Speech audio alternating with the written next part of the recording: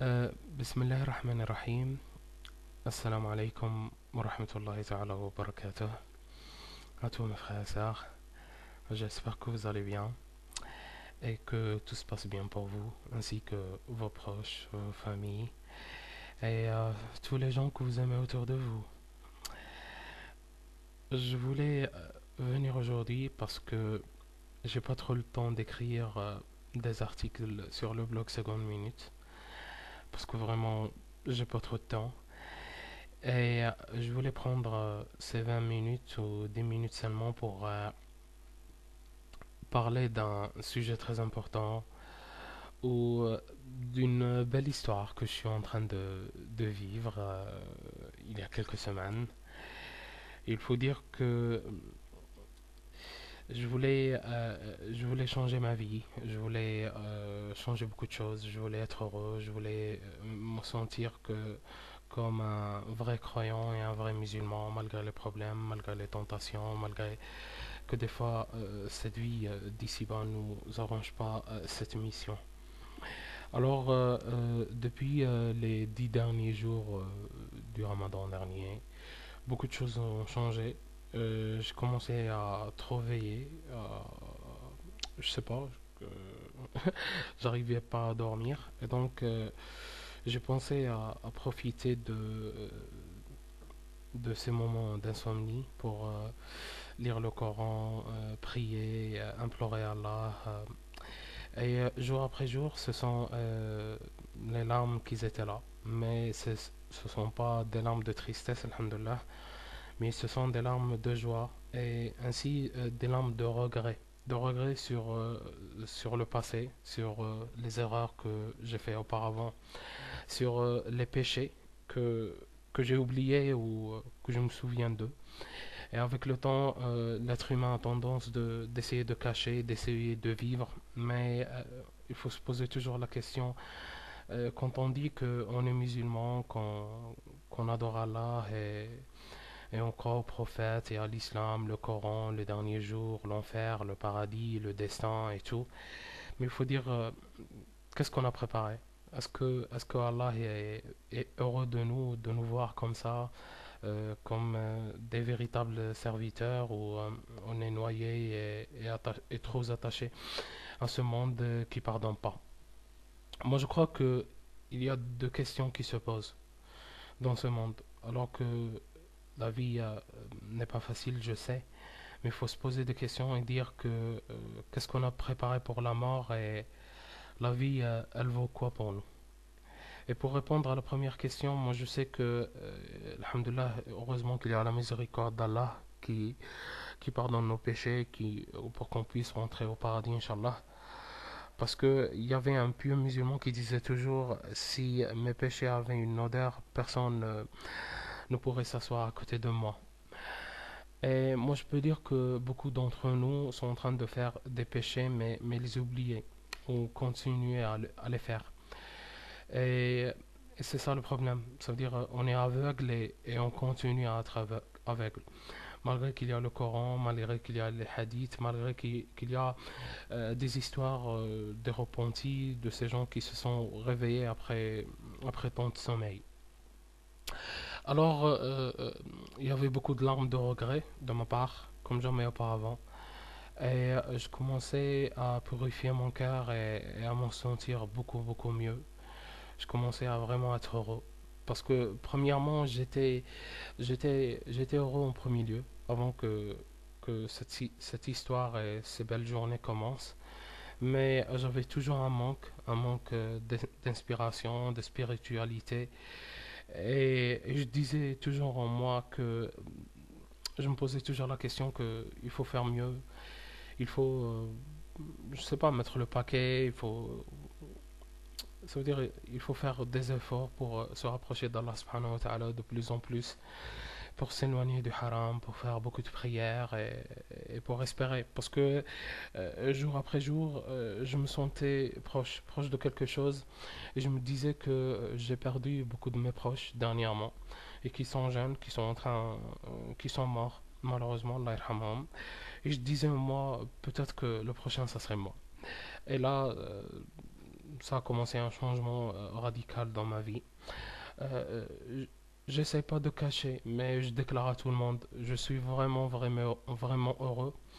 Et je sens que mon cœur, il est en train de respirer cette fois que j'avais toujours espéré, que j'avais toujours voulu. Et Inch'Allah, je vais continuer à le faire.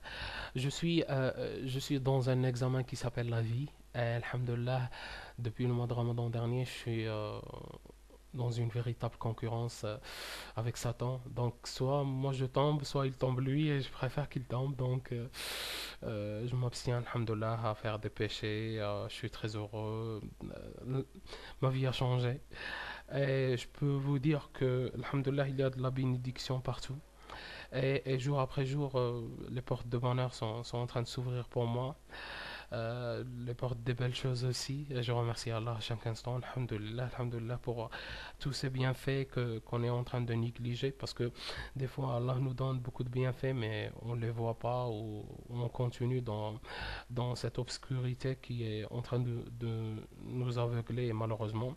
Ça veut dire tu es en bonne santé, tu as l'argent, tu as une famille, tu as tout dans ta vie, tu as des yeux, des pieds, des mains, mais on oublie, on est toujours dans une course contre la montre pour cette vie, pour avoir de l'argent, pour être riche, pour être célèbre ou pour réussir.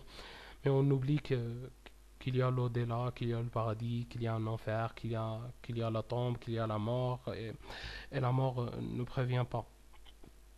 Et donc, alhamdoulilah, parce que je voulais parler, je voulais vous faire sentir ces moments-là, et c'est, Wallah al-Ali al-Adim, que ça va changer beaucoup de choses en vous. Et même votre vie, vous allez vous sentir fort. C'est pas question fort, la force physique, non, loin de là. C'est la force du cœur, c'est quand tu sens alhamdoulilah, tu es à la hauteur, tu essaies d'être fort, que tu n'es pas timide, que tu dis en toi, alhamdoulilah, je commence à être un bon musulman, je commence à ne pas tomber, je commence à ne pas faire des erreurs, l'illicite est de plus en plus moins dans ma vie. Donc tu passes à quelque chose d'autre, tu essayes de réussir et tu attends ton destin et tu dis en toi, alhamdoulilah, il faut profiter de ces moments pour gagner des hasanats parce que c'est ça ce qui compte dans la vie. Alors que toute cette vision vers la vie, ça va changer pour toi, pour que tu commences dans une nouvelle voie, un nouveau chemin qui te mènera, Inch'Allah, vers la satisfaction divine, pour que tu sois heureux, pour tu vis, ça veut dire ce bonheur intérieur et surtout parce que quand tu vis un bonheur à l'intérieur de toi, t'as pas besoin de vivre un autre bonheur. Il y a des gens il faut dire que lire le Coran, prier à Allah et être dans un véritable recueillement, penser à la mort, penser au dernier jour, c'est vraiment quelques moments de bonheur qu'on peut pas oublier et il y a un goût, subhanallah, il y a quelque chose de beau, de merveilleux, quelque chose de qu'on espère tous vivre.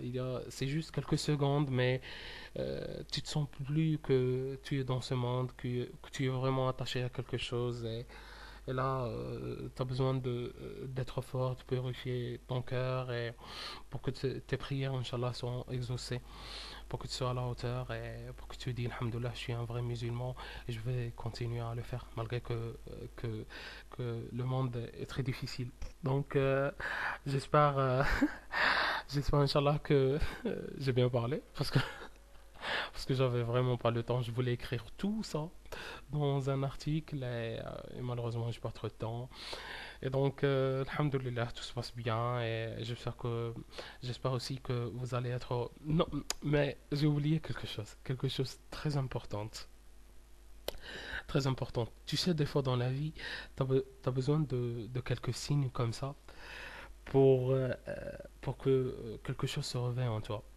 Alors, pendant la dernière quinzaine du Ramadan, je crois le 19e jour, je suis allé voir mon oncle maternel et j'ai beaucoup de cousins, alhamdoulilah. Le plus petit s'appelle Mustapha, il a 14 ans.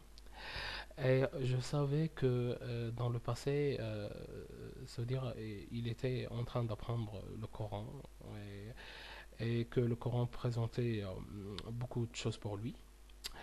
Alors, j'ai lancé un petit débat avec lui. Il était endormi. Il était juste 22 heures parce que pendant le ramadan, nous, ça veut dire on veille trop. Il était 22 heures, il était endormi. Euh, je le réveillais comme ça, je lui dis Mustafa, ça va, tu vas bien, pourquoi tu dors? Il m'a dit demain, il y a la salat d'Al-Fajr, il y a la prière d'Al-Fajr. Je lui dis combien tu as appris de hizb dans le Coran? Il m'a répondu, et là c'est vraiment quelque chose qui m'a réveillé, c'est vraiment quelque chose qui m'a ouvert les yeux. Il a même 14 ans, mais il a appris 35 hizb. Donc 35, euh, je sais pas, j'étais bouche bée, j'étais surpris, je dis en moi, mais où je suis dans ce monde? Où je suis dans ce monde? Pourquoi j'ai gaspillé beaucoup de temps dans les futilités? Pourquoi ma vie ne se résumait pas dans l'invocation d'Allah, ou juste la prière, ou juste le Coran? Pourquoi il y a des jeunes comme ça à 14 ans, à 15 ans, qui ont appris tout cela, tout ce Coran-là, et nous, on est en train je sais pas, de passer des heures sur Facebook, ou de regarder des matchs de foot, ou de regarder des films, alors que ça n'aura aucun intérêt dans l'au-delà. Donc, ce petit incident, mais c'est beau parce que ça m'a ouvert beaucoup les yeux, ça m'a aidé. Et après, dès les 10 derniers jours du Ramadan, ça a commencé. Et c'est beau, ça continue. Et j'espère que ça va continuer, Inch'Allah. Donc, je vous remercie infiniment. Barakallahu fikum. Prenez soin de vous et de votre foi et qu'Allah nous guide vers le droit chemin. Et je souhaite à tous, Inch'Allah, le paradis d'Al-Firdaus pour qu'on soit heureux là et dans l'au-delà. Salam alaikum wa rahmatullahi ta'ala wa barakatuh.